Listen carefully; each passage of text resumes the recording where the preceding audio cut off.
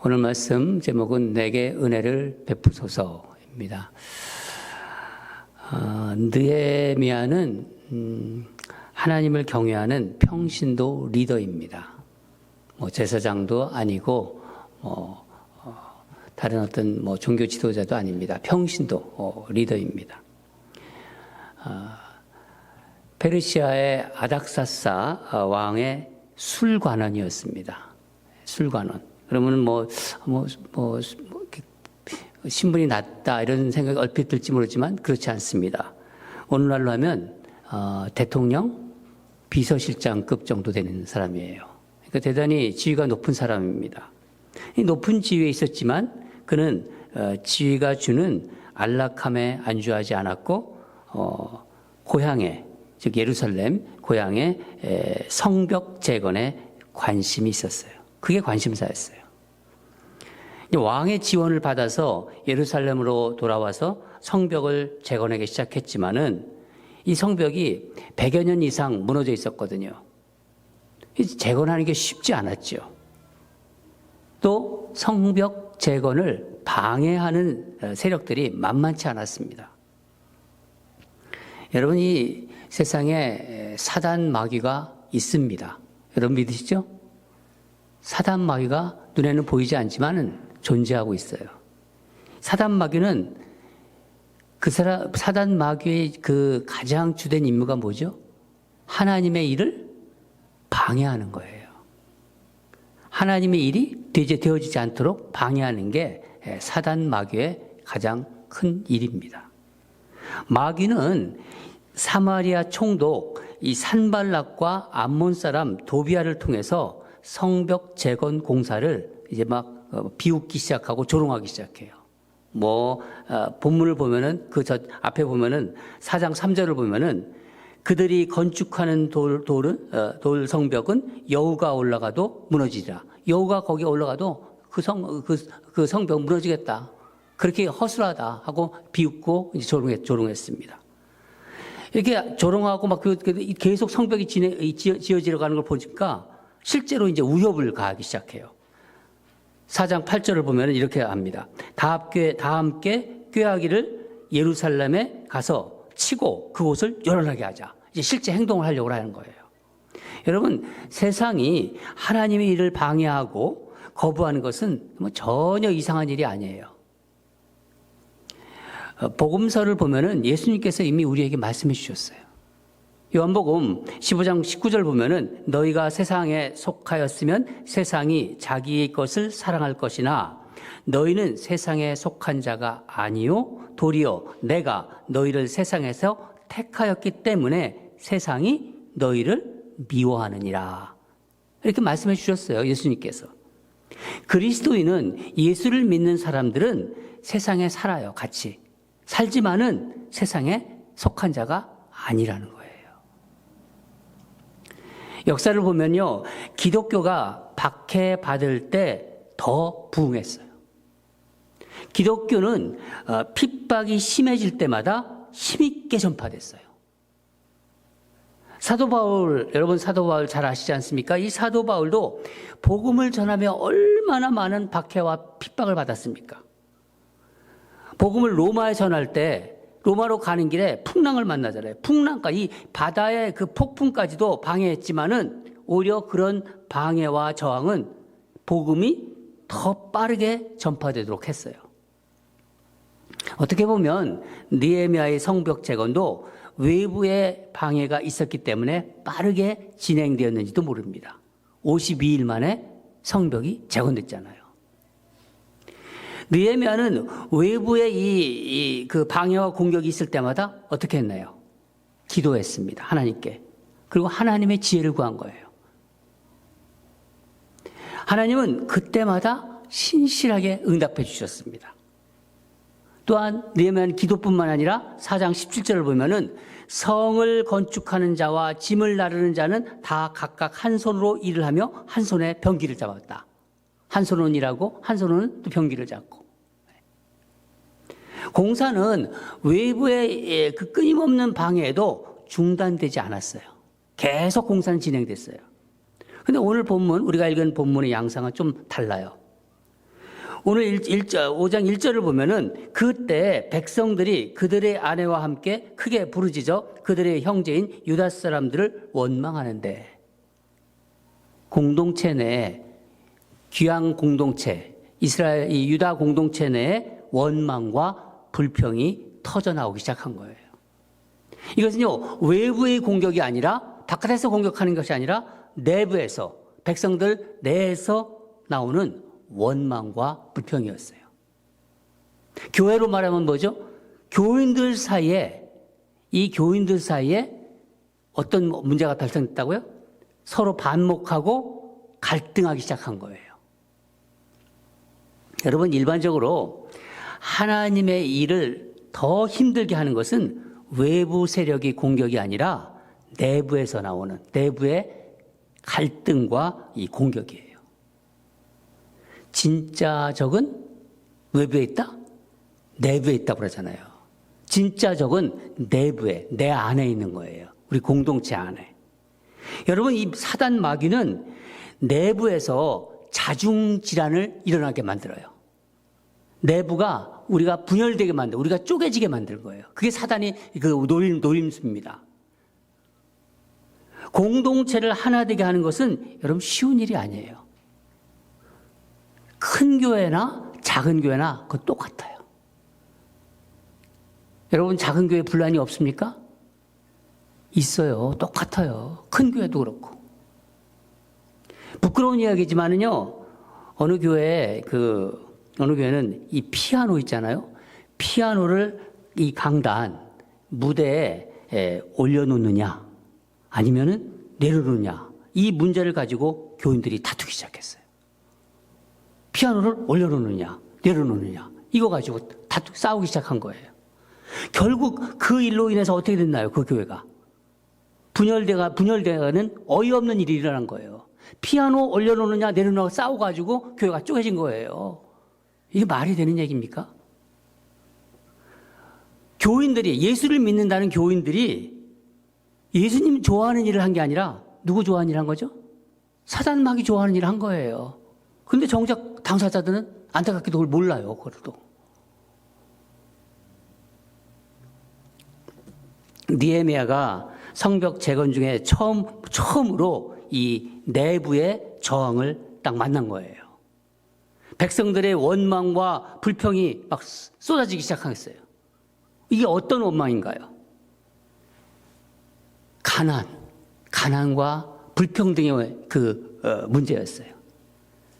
귀양민 사이에서 그동안 이 잠자고 있었던, 드러나지 않았던 부의 불균형 문제, 그 어떤 탐욕 때문에 생긴 반목과 갈등이었어요. 오늘 본문 우리가 읽은 2절부터 5절까지를 보면요, 백성들이 원망의 소리를 들어보면은 이런 소리입니다. 우린 자녀는 너무 많은데, 뭐 한두가 아니라 우리 자녀가 많은 식구들 있잖아요. 자녀 많은데 먹을 게 없다. 그래서 우리는 얻어먹고 살아야겠다. 이제는 흉년이 들었는데 이제는 우리 밭과 포도원, 집이라도 이제 저당 잡혀서 곡식을 얻어야겠다. 아니, 세금을 내야 되는데 돈이 없다. 땅을 팔아서 세금을 내야 된다. 심지어 우리 자녀들이 종으로 다른 집으로 끌려가고 있다. 종이 돼가지고 종으로 팔려간다는 거예요. 여러분, 이런 상황에서 지금 유다 백성들이 성벽을 쌓고 있는 거예요. 한번 상상해 보세요. 알마마 집집마다 매일 그냥 부부 싸움 소리가 막 끊이지 않았을 거예요. 아침마다 막 싸우기 시작할 것이고, 만약 느헤미야가 이런 소리를 듣고서 단지 성벽 공사만 생각했다면요, 원망하는 백성들에게 이렇게 말했겠죠. 조금만 참으십시오. 공사가 이제 얼마 남지 않았습니다. 공사 끝나고 우리 해결합시다. 그렇게 했을 거예요. 그러나 느헤미야는 이 성벽 재건이 시급한 일이지만, 중요한 일이지만 그것보다 더 중요하다는 것이 무엇인지를 알았어요. 눈에 보이는 성벽 재건보다는요, 이스라엘 귀양 공동체가 하나 되는 것. 진정한 공동체가 세워지지 않고는 성벽 재건 공사도 무의미하다는 것을 느헤미야는 알았습니다. 끊임없는 외부의 공격에도 한 번도 중단한 적이 없었던 성벽 공사가 느헤미야의 지시로 인해서 이제 중단돼요. 백성들의 원망과 불평의 소리가 소리가 들려올 때 느헤미야가 막 달려가던 길을 어떻게 된 거죠? 멈춰 쓴 거예요. 스스로 백성들의 소리에 귀를 기울입니다. 백성들의 그 원망과 불평, 그 핵심은 무엇일까요? 니나 나나 다 같은 유대인인데, 다 같은 성도인데, 이런 얘기예요. 니나 나나 다 같은 유대인인데 힘들어도 다 같이 힘들지 않다는 거예요. 나는 사는 게 죽을 것 같은데, 저 사람은 잘 먹고 잘 살아. 땅을 살기 위해서 이 땅을 저당 잡혀야 하고, 또 빚을 내서 세금을 내야 되고, 심지어 내 자녀를 종으로 팔아야 하는 신세가 되는 거예요. 여러분, 그런 상황 한번 상상해 보세요. 여러분, 이 유대아 사회는요, 동족 간에는 돈을 빌려줘도 이자를 받지 못하도록 하나님이 딱 제정해 주셨어요. 율법으로 제정해 주셨어요. 신명기 23장 20절 그 상반부만 제가 읽어보겠습니다. 타국인에게 내가 꾸어주면 이자를 받아도 되거니와 내 형제, 이 동족이라는 거예요. 내 형제에게 꾸어주거든 이자를 받지 말라. 하나님이 그렇게 말씀하셨습니다. 또한 하나님께서는 가난한 자를 어떻게 대하라고 하고 또 말씀해 주셨어요. 신명기 15장 11절을 보면은 땅에는 언제든지 가난한 자가 그치지 아니하겠으므로 내가 내게 명령하여 이르노니 너는 반드시 내 땅 안에 내 형제 중 곤란한 자와 궁핍한 자에게 내 손을 펼지니라. 손을 펴라는 거예요. 여러분, 이 지구상에 항상 가난한 사람은 있을 거예요. 이 땅에 죄가 있는 한 가난은 존재해요.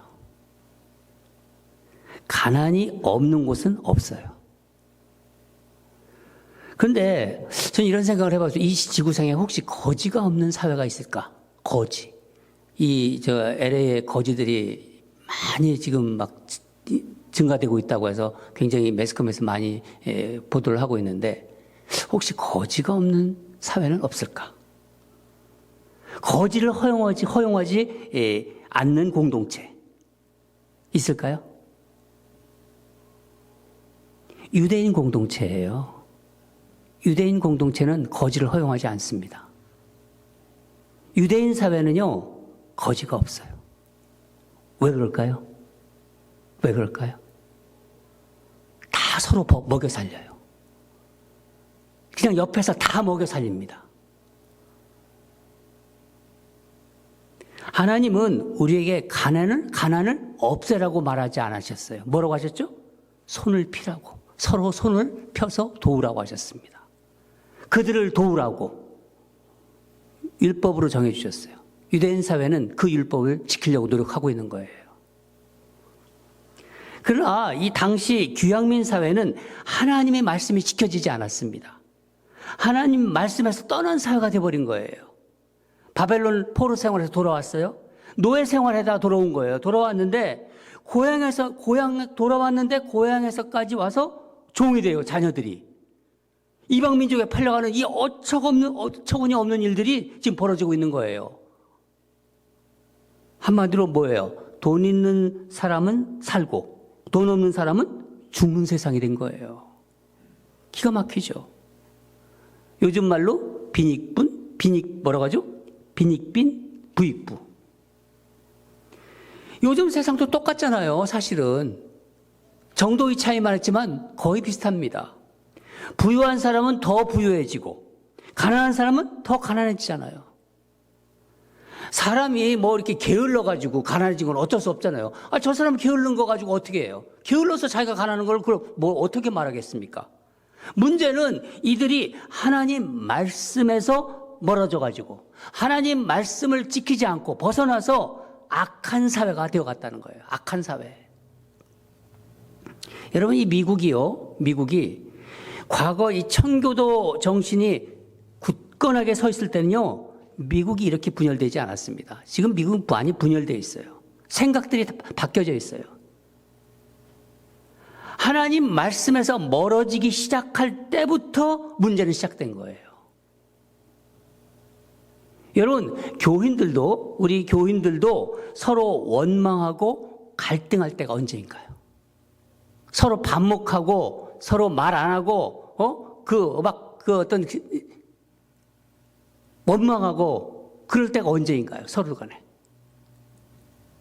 하나님 말씀을 듣지 않을 때예요. 하나님 말씀을 듣지 않을 때 서로를 미워하고 서로를 반목하고 서로를 싫어합니다. 말씀의 권위에 순종하지 않을 때예요. 느헤미야는 백성들이 소리를 듣고 어떻게 했다고요? 분노했다고 그래요. 분노했다고. 6절을 보면은 내가 백성의 부르짖음과 이런 말을 듣고 크게 노하였다. 이것은요, 거룩한 분노입니다. 그냥 화나는 게 아니라 거룩한 분노. 예수님께서 성전에 가셨잖아요. 성전에 가보니까 장사꾼들이 그 성전을 그 어떤 장사꾼들의 소굴로 만드는 것을 보시고 분노했잖아요. 좌판을 막 엎으시고. 예수님이 엄청 화를 내셨거든요. 그런 분노예요. 가난한 백성들에게 이 높은 이자, 고리로 착취하는 그 가진 자들의 탐욕에 대한 분노예요. 가난한데 거기다가 높은 이자를 줘가지고 오히려 거기서 또 더 이득을 챙겨요. 그것을 보는 분노예요. 사회에 만연된 악과 불의에 대한 의로운 분노입니다. 이것은요, 백성을 사랑하고 이 사랑과 공의의 바탕을 둔 거룩한 분노입니다. 저는 말씀을 준비하면서 이런 생각이 많이 들었어요. 이 땅의 지도자들이, 이 세상의 지도자들이, 특히 위정자들, 백성들을 다스리는, 국민들을 다스리는 위정자들이 감정적으로 화내지 않고 이런 거룩한 분노를 하였으면 좋겠어요. 저는 이 세상의 많은 지도자들, 그런 교회면 교회, 또 정치면 정치, 경제면 경제, 그런 지도자들이 이런 느헤미야와 같은 그런 사람들이 많이 나왔으면 좋겠습니다. 이런 분노를, 거룩한 분노를 할 수 있는 사람들. 느헤미야는 7절에 깊이 생각했다고 합니다. 깊이 생각한다는 것은 하나님께 지혜를 구한 것입니다. 느헤미야가 유다 공동체를 무너뜨리는 사회 악에 어떻게 대응하나요? 두 가지를 좀 살펴보겠는데, 첫째는 사회 지도층의 악행을 끌어안고 끝까지 대화해요. 끝까지 소통했다는 거예요. 먼저 이 무엇을 잘못했는지를 알려줍니다. 7절에서 9절까지를 보면요, 느헤미야는 귀족들과 민장, 유다 사회 지도층이 너희들이 무엇을 잘못하고 있는지를 먼저 알려주고 호되게 꾸짖습니다. 동족인 형제에게 높은 이자로 너희들 이득을 취했다. 하나님이 하지 말라는 것을 너희들 하고 있지 않느냐? 그 얘기입니다. 대회를 열어서 그 사람들만 얘기하니까 백성과 사회 모든 지도층을 다 한데 모으는 거예요. 집회를 엽니다. 그래서 이것을 공론화합니다. 이방인들에게 포로로 잡혀간 형제들을 되찾아왔는데, 고향으로 다시 돌아왔는데 어떻게 너희들이 다시 동족끼리 종으로 사고 파는 짓을 하느냐? 하나님 백성이 어떻게 그런 일을 할 수 있느냐? 너희들이 하나님을 두려워했다면 그런 행동을 하지 않을 것이다. 느헤미야는요, 하나님의 말씀의 근거에서 책망합니다. 유다 지도층들이 묵묵부답. 할 말이 없어요. 책망을 한 후에 느헤미야는 유다 지도층의 악행을 자신의 책임으로 끌어안아요. 나는 이런데 너희들은 잘못했다. 그게 아니라 내 책임으로 끌어안는다는 것입니다. 먼저 자신과 측근들의 잘못을 인정해요. 10절에 뭐라고 하냐면 나와 내 형제와 종자들도 역시 돈과 양식을 백성에게 구워주었거니와. 이게 무슨 말이에요? 이것은요, 느헤미야가 너희들처럼 똑같이 나도 잘못했다, 악행을 저질렀다는 뜻이 아니라 백성들의 고난에 나도 책임이 있다. 백성들이 당하는 고통을 자신의 고통으로 삼겠다는 선포예요. 그리고 느헤미야가 놀라운 제안을 합니다. 11절을 보면은 오늘이라도 그들의 밭과 포도원, 감람원 같은, 즉 뭐예요 이게? 부동산이잖아요. 부동산을 돌려주어라. 돈이나 곡식, 새 포도주, 기름 이런 동산들, 이런 것들은요 100분의 1을 돌려보내라. 이게 무슨 말씀이냐면요, 유다 사회에 하나님께서 말씀하신 것이 있는데 제도가 있어요. 그게 희년 제도예요. 희년을 보통 히브리라고 하잖아요. 그러니까 주블리.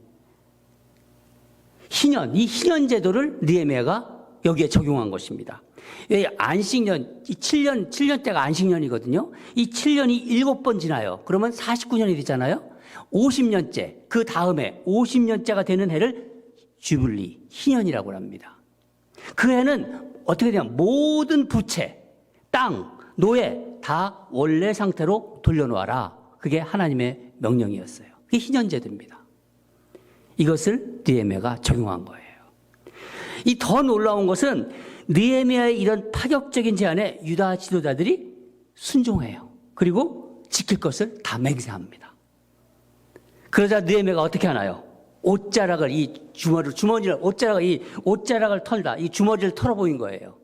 빈 주머니를 털어보인 거예요. 뭐라고 합니까? 13절.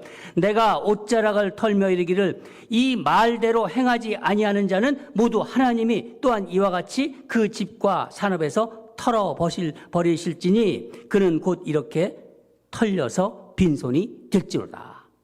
그러자 뭐라고 합니까? 이 회중들이 다 아멘 그러는 거예요. 놀랍지 않습니까? 여러분, 백성들이 하나님께서 여러분의 주머니를 풍족하게 하실 것이라 말에 아멘한 건가요? 백성들은요, 약속을 지키지 않는 사람에게 어떻게 하신다? 빈털터리가 될 것이다 라는 말에 아멘 그렇게 화답한 거예요. 하마터면요, 이 귀향민 이 유다 사회가 내부의 원망과 갈등으로 성벽 공사는커녕 재건 공사는커녕 이스라엘 공동체가 무너질 뻔한 거예요. 그런데 이 위기를 넘길 것입니다. 느헤미야는 기득권을 가진 지도층, 이 기득권을 가진 지도층이 스스로 움직이도록 그들의 잘못에 대해서 함께 책임을 진 거예요. 함께 책임을 지고 대화로 문제를 풀어간 것입니다. 여러분, 이 말씀을 들으면서 여러분 무슨 생각이 납니까? 우리 가정을 한번 생각해 보세요. 우리가 일하는 일터, 직장, 교회 내 갈등 혹시 있을 때 우리는 어떻게 하나요? 우리가 제일 잘하는 거 있잖아요. 뭐죠? 예? 제일 잘하는 거. 갈등 있고 정말 이렇게 반목 있을 때 제일 잘하는 거. 대화를 딱 끊어버리잖아요. 안 만나잖아요. 교회 안 나오잖아요. 모임에 안 나가잖아요. 그거 주특기잖아요. 소통을 끊어버린다는 거예요. 소통을. 이건요, 사단마귀가 가장 좋아하는 거예요. 근데 많은 교인들이 그 짓을 하고 있어요. 대화하지 않고 소통하지 않으면 어떻게 되나요? 계속 대화하지 않고 소통하지 않으면 마음이 굳어져요. 마음이 닫혀요. 그리고 오해가 쌓이고요. 그리고 미움과 증오가 쌓이기 시작합니다. 그 공동체는요, 결국 무너지는 거예요. 개인과 개인 사이도 그렇고요. 국가와 국가 사이도 그래요. 마찬가지입니다. 제가 캘리포니아 살 때 한 번은 저희 이 가족 간에 저하고 아내하고 두 아들이 있습니다. 저는 가족 간에 아주 심한 다툼이 있었어요. 그랬더니 다투고 나니까 말들을 다 안 하는 거예요. 아무 말이 없어요. 온 가족이 며칠 동안 말을 안 했습니다. 아주 힘들더라고요. 다행히 먼저 제 아내하고 큰아이가 모든 잘못을 자기들의 잘못으로 끌어안고 말하기 시작했어요. 그러자 그 말하기 시작하니까 자신들의 책임으로 돌리면서 그걸 끌어안고 얘기하기 시작하니까 언제 싸웠느냐? 언제 다툼이 있었지? 그걸 모를 정도로 다시 예전에 화목한 상태로 싹 바뀌더라고요. 여러분, 외부 세력보다 더 심각한 공격은요, 항상 공동체 안에서 일어나는 원망과 불평입니다. 잘못을 내가 끌어안고 끝까지 대화를 포기하지 마시기 바랍니다. 그게 하나님의 백성들이 하는 방법입니다. 공동체가 다시 살아납니다. 두 번째는 느헤미야는 세상 것에 연연하지 않았어요. 땅을 바라보고 사는 게 아니라 항상 하늘을 바라보고 살았습니다. 14절을 보면 유다 총독으로 있는 12년 동안 총독이 받는 사례, 총독이 받는 월급을 받지 않았다고 합니다. 풍족한 삶을 살 수 있었어요. 총독이니까. 그렇지만 더 안락하게 살려고 하지 않았어요. 자꾸 더 편하게 살려고 하잖아요. 근데 더 안락하게 살려고 하지 않았고, 더 많은 것을 가지려고 하는데 더 많은 것을 가지려 하지도 않았고, 더 위대한 일을 하려고 하지도 않았어요. 여러분, 이런 말이 있습니다. 고난을 헤쳐나갈 수 있는 사람이 100명이라고 생각한다면요, 100명이 고난을 헤쳐나갈 수 있어요. 한다면요, 가장 꼭대기, 정상에 서 있을 수 있는 사람은 단지 몇 사람에 불과하다. 이런 말이 있습니다. 여러분, 인간은 대부분 정상에서 무너지기 쉬워요. 한번 과거 역사를 보세요. 우리나라 역사를 보세요. 대통령들 한번 보세요. 대한민국 대통령 대부분이 그러지 않았습니까? 돌아보세요. 네. 교회를 돌아보세요. 일부 대형 교회를 한번 보세요. 목회자들도 그래요. 일부. 느헤미야는 정상에 있었어요. 정상에서 자신의 권리를 주장하지 않았습니다. 축제하는 전임 총독과는 달랐어요. 자기 사제를 털어서 150명이나 되는 식사 경비를 매일 부담합니다. 그렇게까지 하는 이유가 무엇일까요? 15절에 그 이유를 이렇게 하고 있습니다. 나는 하나님을 경외함으로 이같이 행하지 않고, 나는 하나님을 경외함으로 이같이 행하지 아니하고. 느헤미야는 하나님을 경외하고 삶의 모든 영역에서 하나님을 인정한 거예요. 교회에 오나 비즈니스를 하나 사람을 만나나 무슨 일을 하나 삶의 모든 영역에서 하나님을 인정했다고 하는 거예요. 인정합니다. 여러분, 이게 그리스도인들이에요. 여러분, 하나님을 경외하면 나보다 하나님을 기쁘게 하려는 마음이 자꾸 생겨요.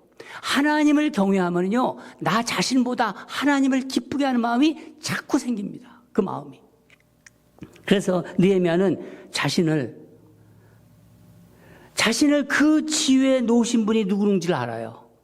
나를 이렇게까지 그 지위로 끌어오신 분이 누군가? 하나님이라는 거를. 하나님이시잖아요.